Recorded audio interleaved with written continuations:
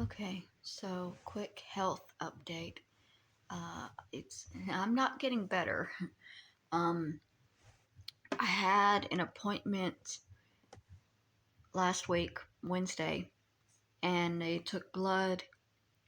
They don't know what's wrong. They still can't tell me what's wrong. Um, so I've started keeping a log of all the times that I have these episodes because the doctor is asking specifically how many times I'm having them, and I can't tell him because it happens so many times a day that I can't keep track unless I'm writing it down. It's not always a situation where I'm calling 911. Sometimes I just sit up too fast and immediately have to lay back down. Sometimes I take a shower that's too hot, and when I get out, I feel like I'm going to pass out. Sometimes I go for a walk and I just suddenly start feeling like I'm going to pass out. It's I only call the ambulance if I can't regulate it myself. If laying down and drinking water doesn't help, I call an ambulance or I allow somebody else to call an ambulance. But because this is happening to me so frequently, if I'm calling an ambulance every time, I might as well just live in the hospital. So I think the doctor is a little frustrated because I couldn't give him a reasonable answer for how many times this has happened. I did let him know that I've had to call, or I've had an ambulance called for me approximately 5 times since the last time I saw the doctor, which was in January. Um, because it keeps happening out in public, and when it happens out in public, other people freak out and they call for help. Um, he's got me scheduled for a whole bunch of doctors, but I don't have a phone to make these appointments, so I don't know what to do there because I have to call to make these referrals. And I went after my last appointment, I had a therapy appointment, and I tried to call and make the appointments from my therapist phone, and there was no answer. It was like, well, leave us a message. I can't. I don't have a phone for them to call me back. So I can't call and make the appointment because it's a situation where you have to call and leave a message and have them call you back. And the only time I have a phone is if I'm at a therapist office. I'm only there for an hour a week. So that's not a reliable number that I can give these people to call me back to make these appointments. And I can't get a phone because the government will not issue me a phone that works. I've had multiple, and the government phones simply don't pick up service where I live. If I lived someplace else, possibly I could have a government phone. The one I've got now only has half a screen.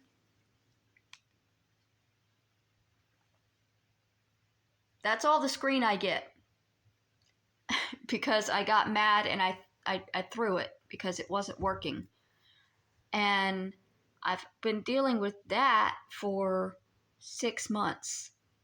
And I tried to get that replaced and I couldn't because the man hit the wrong button. When I tried to get it replaced, the man was trying to upsell me. He was trying to sell me a plan that cost $12 a month.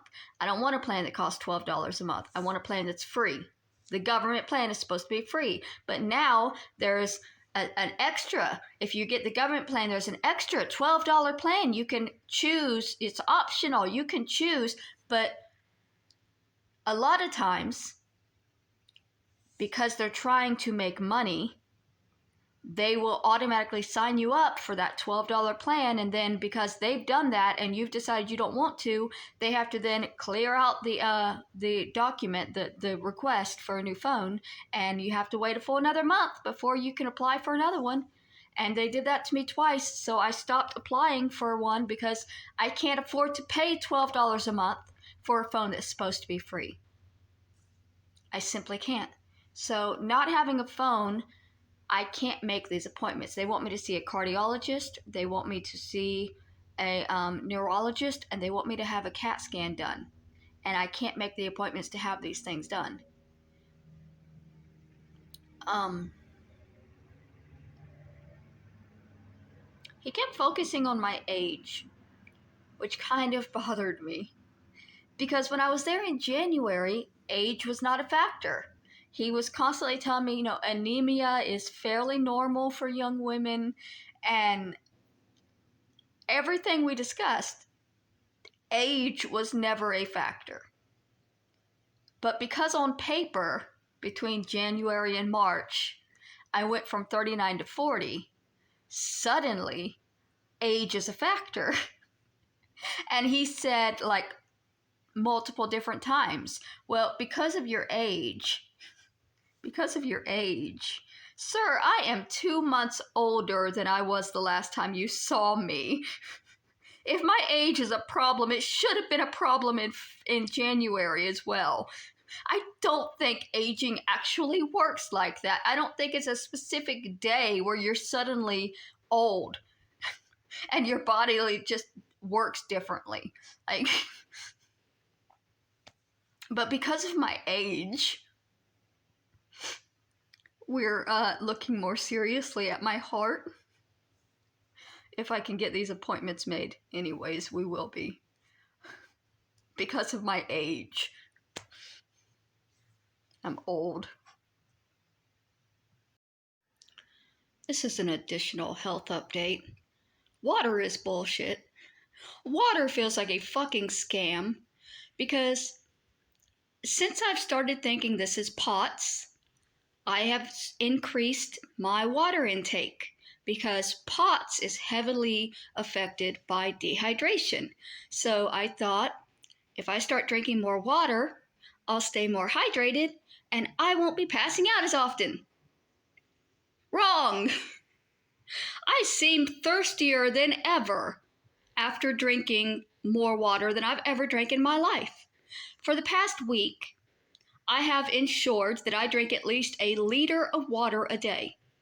I use a soda bottle to keep it, regulated in how much I'm drinking. I have liter soda bottles, and I'm still drinking soda, but throughout the day, in between my sodas, I'm drinking an entire liter of water a day. And I am waking up with dry mouth and the feeling that I haven't had anything to drink in weeks. Just, I'm getting more dehydrated and it's somehow causing diarrhea. I fasted yesterday. I still have diarrhea today. There's nothing in my system but water. What the fuck is causing it? Apparently, Google tells me that drinking water after not drinking water can cause diarrhea. Water is bullshit. I'm gonna just gonna go ahead and say that.